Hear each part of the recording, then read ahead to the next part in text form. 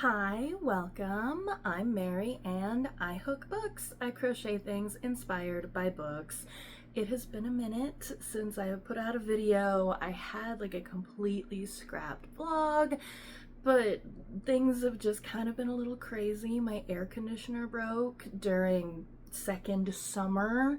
In case you're not familiar with Texas seasons, that's after false fall.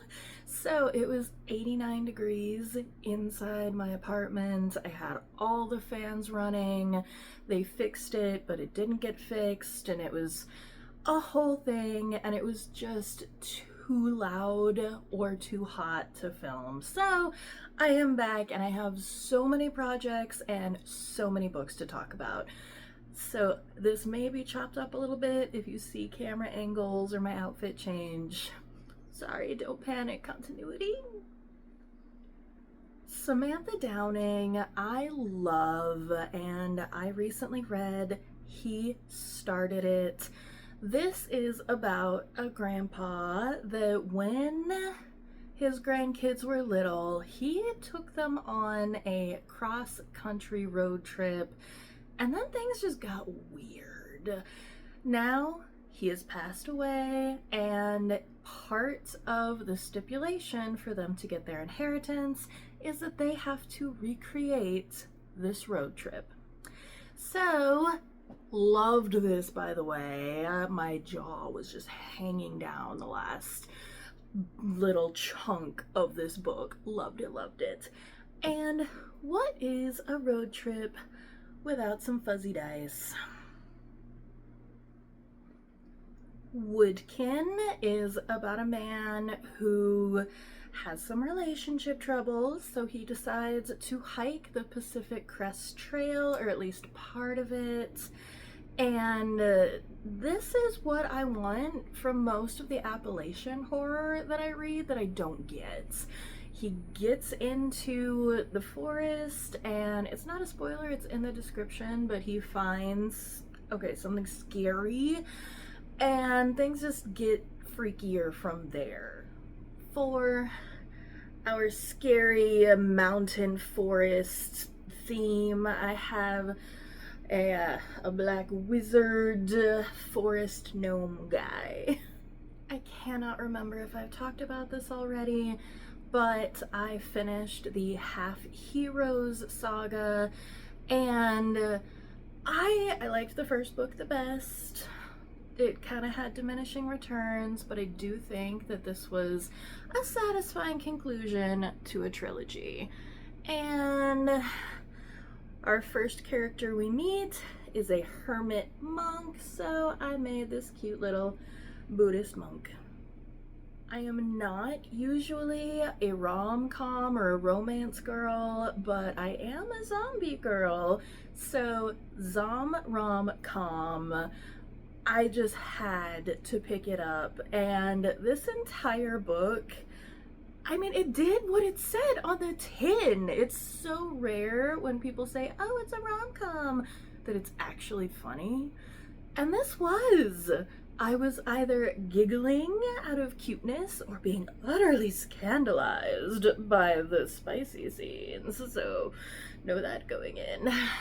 The zombies aren't as big of a part of this. It is a little bit more of a monster mash, but I loved this. This is a very rare romance 5-star for me. And I of course had to make a cute cuddly zombie. Of course, everyone is reading the new Samantha Downing that I didn't even know what was coming out, but was so excited for. This is different than her previous books. A lot of the time, she writes very unlikable characters that you don't want to root for, but here she writes a pretty likable character that you're not supposed to root for. She's a retired serial killer, but I really did enjoy it. Older lady, I think she says she's 71 in the book, has to come out of retirement because someone is digging up the past. So what is a girl to do? This had fewer twists and turns than most of her other books I've read, but the story was really compelling and enjoyable, and I loved the characters. Her weapon of choice is the hammer, as you could tell from the book cover. So, of course, Killing Time is the 5th book in the Time Police series. I love Jodie Taylor. This is about a train that's basically a ghost train through time, which is a really fun concept.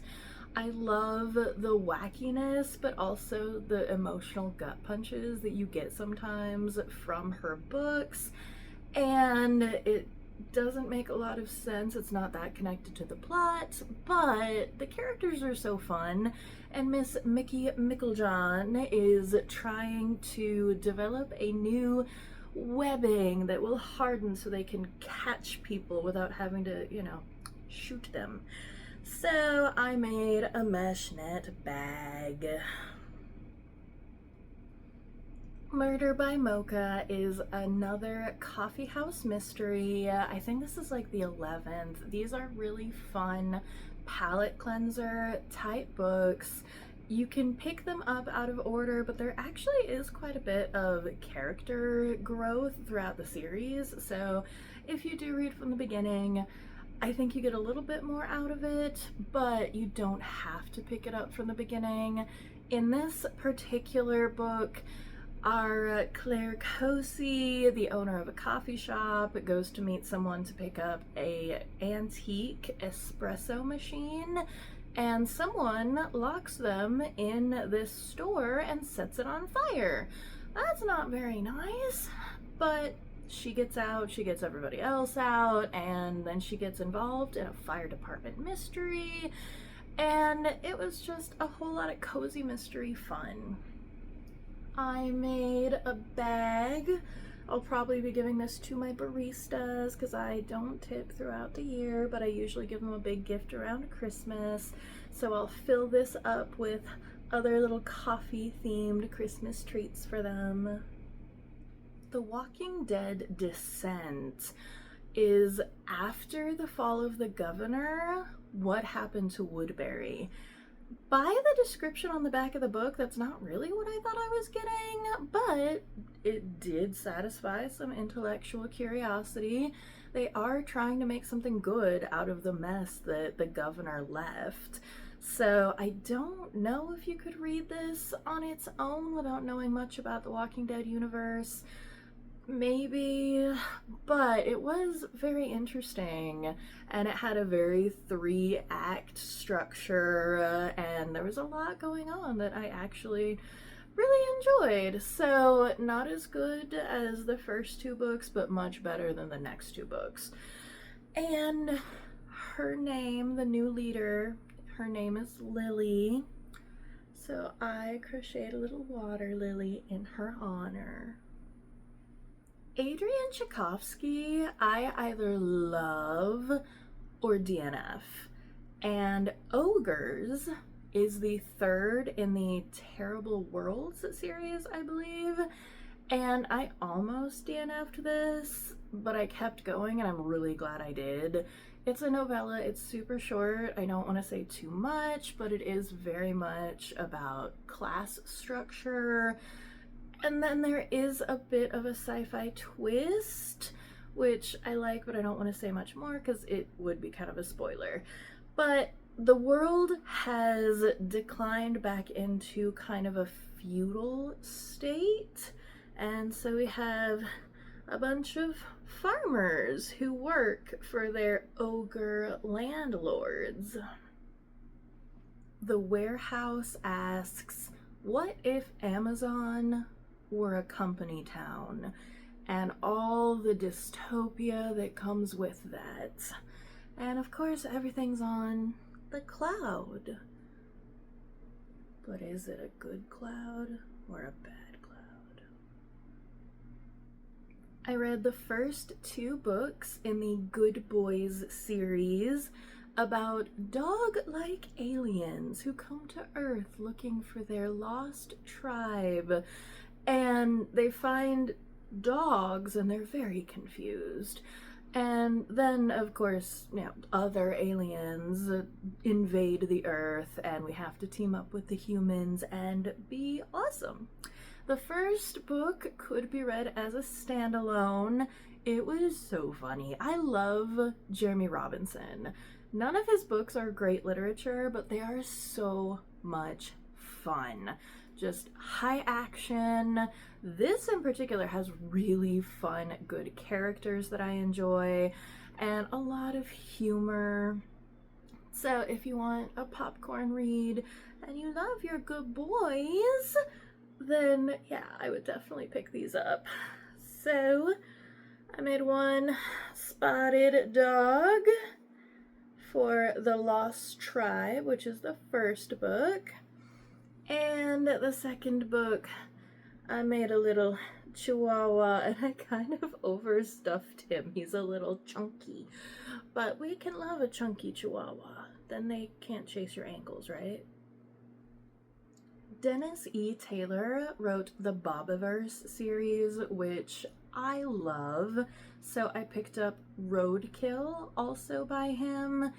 He and John Scalzi do kind of just write the same character all the time, but I love that character. Our main character is back in his small hometown, driving a delivery truck for his dad's business, and he runs over an invisible alien.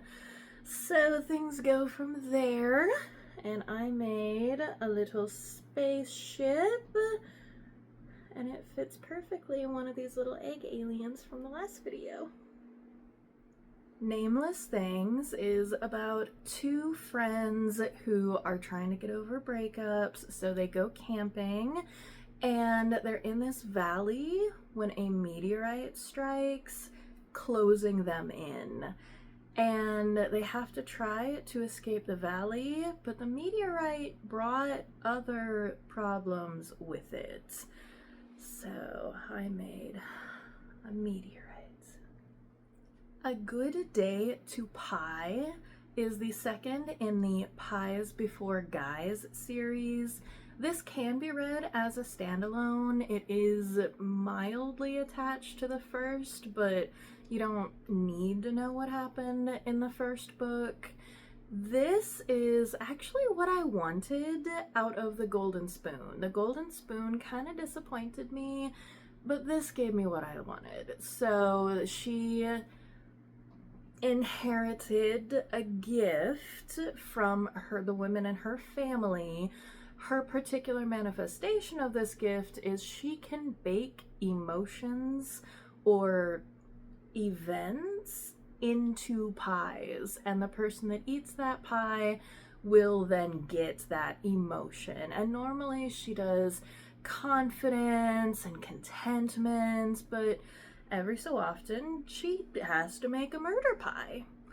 So she, in the second book, goes on a national baking competition, kind of like the Great British Baking Show, and I thought it was such a cute idea, and the mystery actually played out really cool. So it is a good day to pie. A Grift Too Far is the 5th or 6th book in the Rex Nihilo series. It is a pun on A Bridge Too Far, one of the old, I think it's a World War II movie. It does satirize a lot of the tropes in old World War II media, but you don't have to know all of those references to get through this book and really enjoy it, because I know I didn't.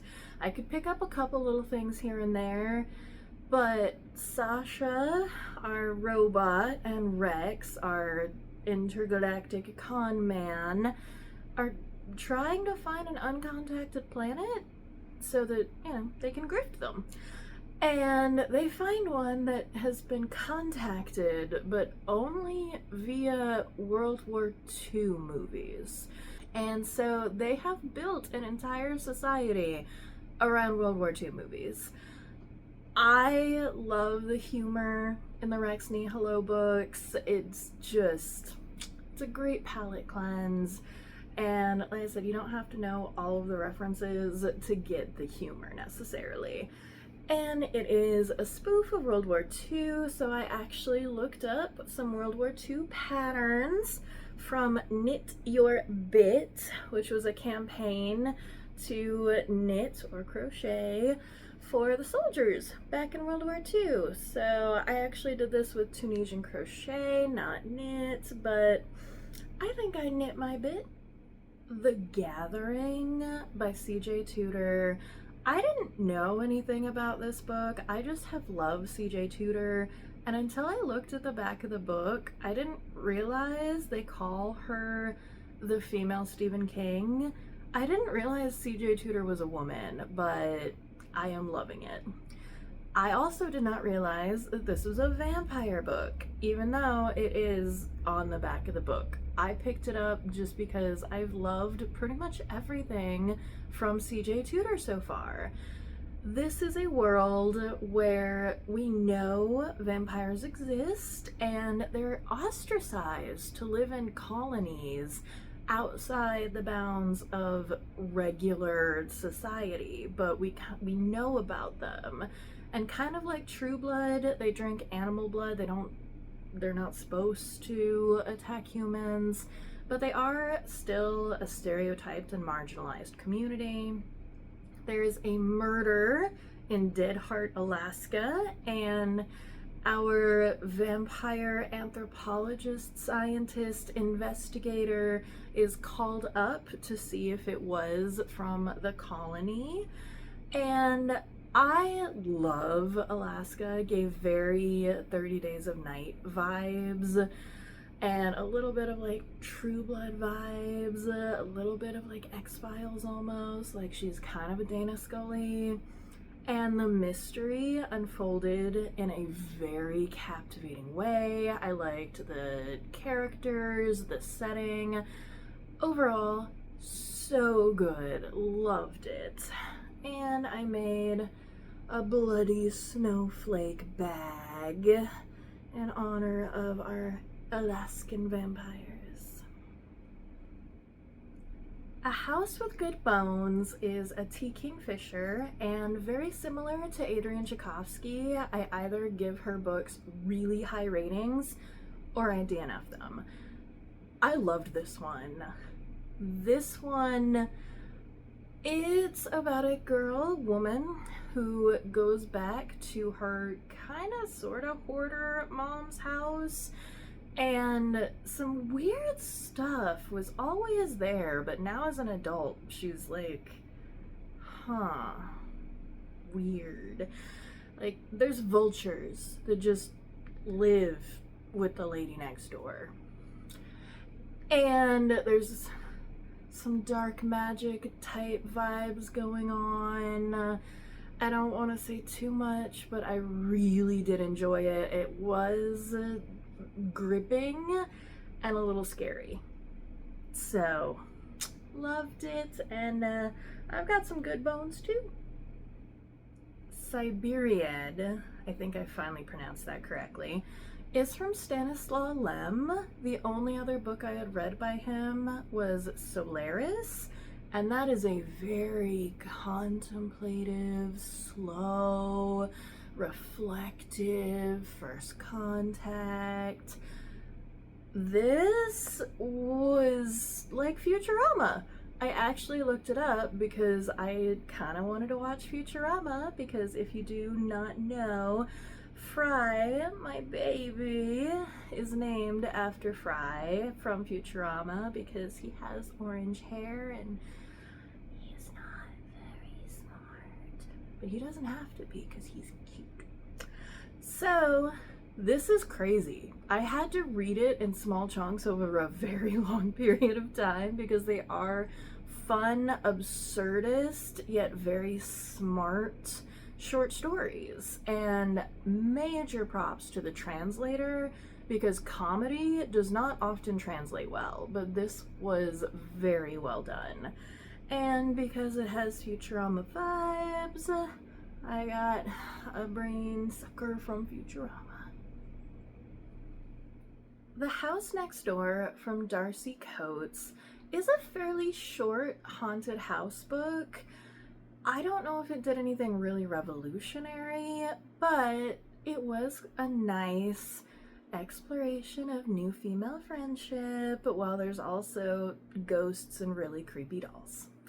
Our main character bakes some cupcakes to go meet her new neighbor and tell her, hey, did you know your house was haunted? So I also made some bloody cupcakes.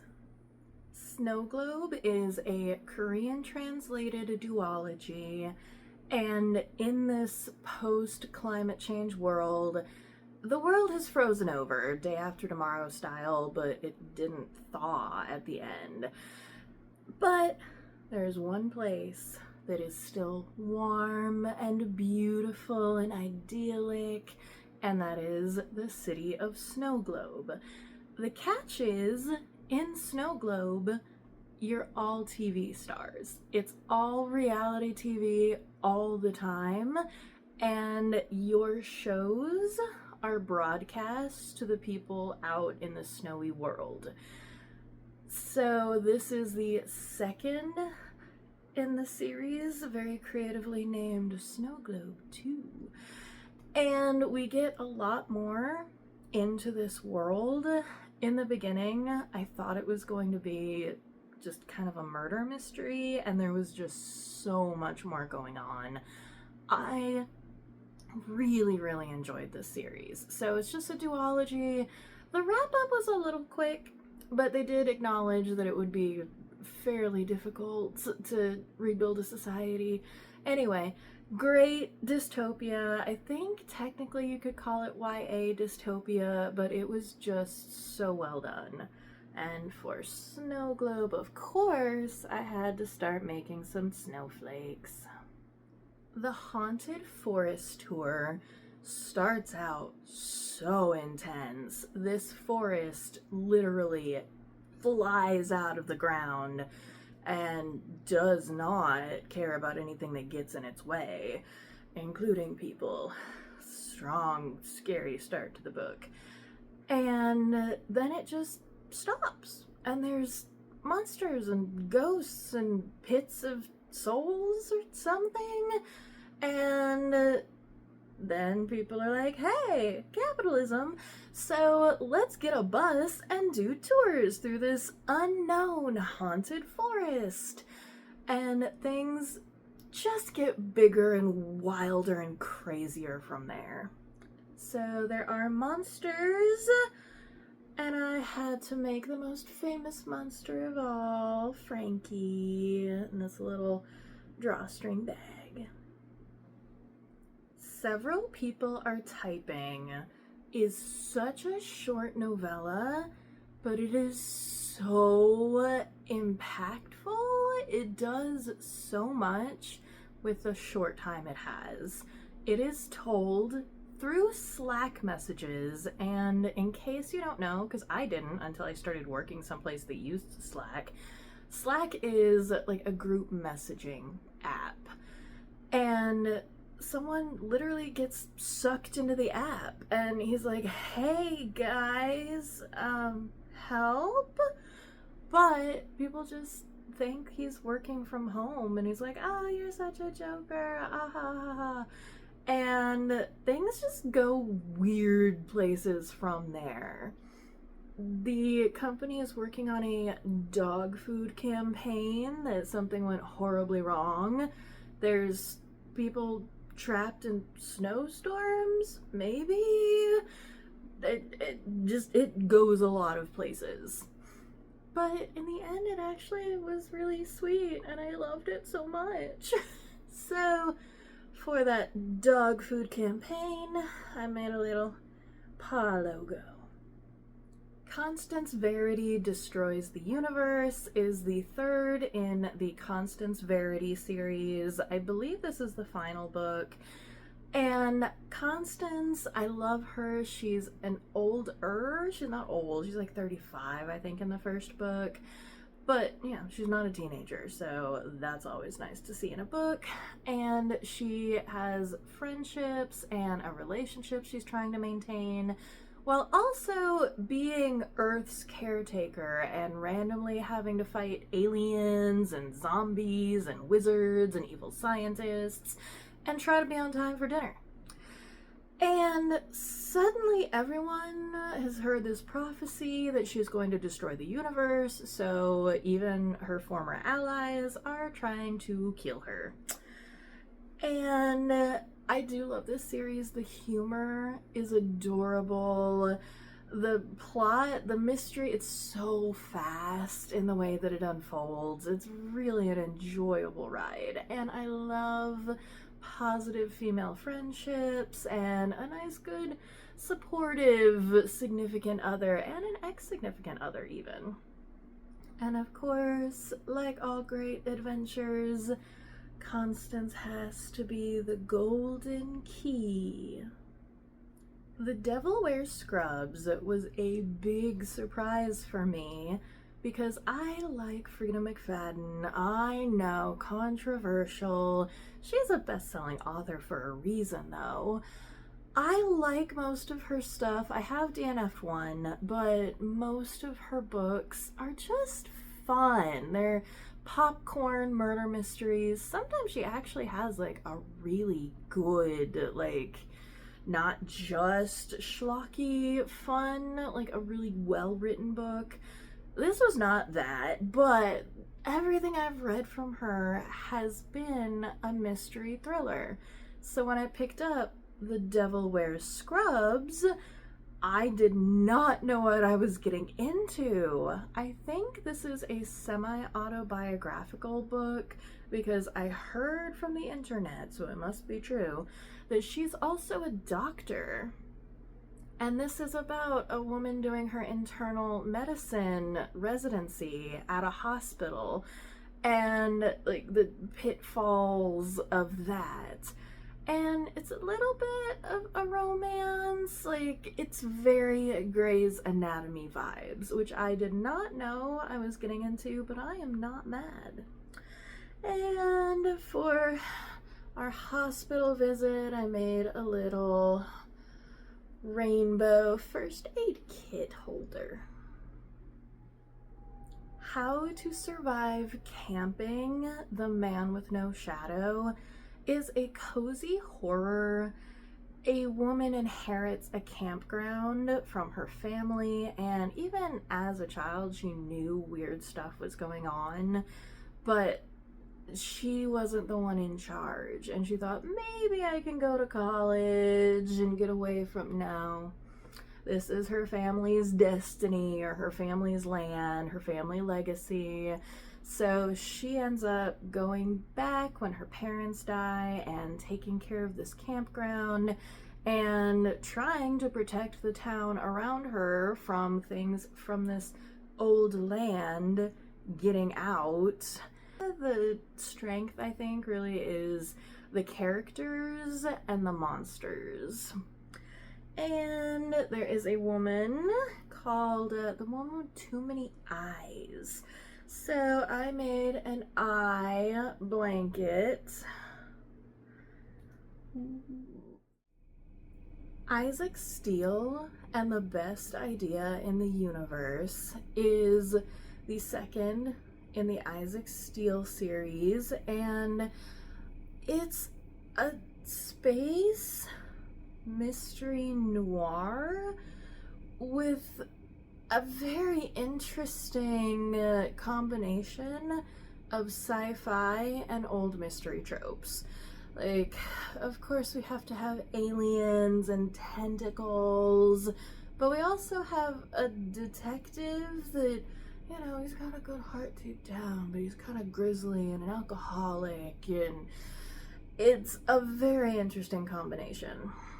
This particular novel, they better have a third one, because this, I do not like the way it ended. But hopefully that'll come out. The last one came out in 2024, and the one before that was 2023, so if this doesn't get a third, I will be quite cross. And there's a species that lays eggs, like from their head, I guess, and they contain good ideas. The plot, the action is more important than plot. Just go with it. And there's a lot of sarcastic humor, which I really enjoy, and also like some commentary about the rise of space fascism, so you know that. Anyway, little tentacly alien for our tentacle-faced detective. Away with the Fairies is a Phryne Fisher cozy mystery. These are really great, fun palette cleansers. I don't tend to enjoy historical fiction, but I love Phryne Fisher. She is definitely the exception. She's very progressive and grounded, and, you know, she's a lady detective, which is always kind of a fun trope. And in this, she is called to the scene of a murder of a woman that was kind of obsessed with fairies. Her job was writing fairy stories and the illustrations for a newspaper or a magazine, and Phryne gets a job at the newspaper as their new fashion editor because she is just fabulous. And we have the murder investigation. We have Phryne doing her job at the magazine. And then we have pirates. Everything about this particular Phryne Fisher just hit. It was so good. I don't know if I've ever given Phryne a 5-star. In fact, cozies are usually, they're a fun little 4. This is a 5-star. I loved everything about it. And of course, away with the fairies, I had to make a little rainbow fairy. The Whispering Dead is about a girl that has no memory of where she came from. She wakes up in the woods and it's raining. She knows someone's after her.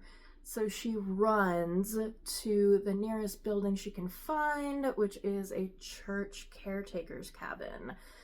And from there, we learn that she can see dead people, kind of Sixth Sense style. They can't always like talk, but they try to communicate with her. I generally like Darcy Coates, but this was kind of a miss for me. I really wanted more answers, and the actual mystery itself was okay, but it wasn't anything fantastic, and I didn't love any of the characters. But I did make this really cute flowered red and white bag. Someone gives her daisies to put on the grave as like a communication or a peacemaking for one of the ghosts. So that is why I have kind of a gothic flower bag. One Foot in the Fade is, I think, the third of the Fetch Phillips novels. In this world, there used to be magic, and something happened and all the magic vanished one day. So it was a massive worldwide shift.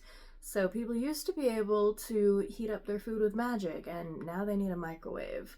It's a very interesting world. It's kind of urban.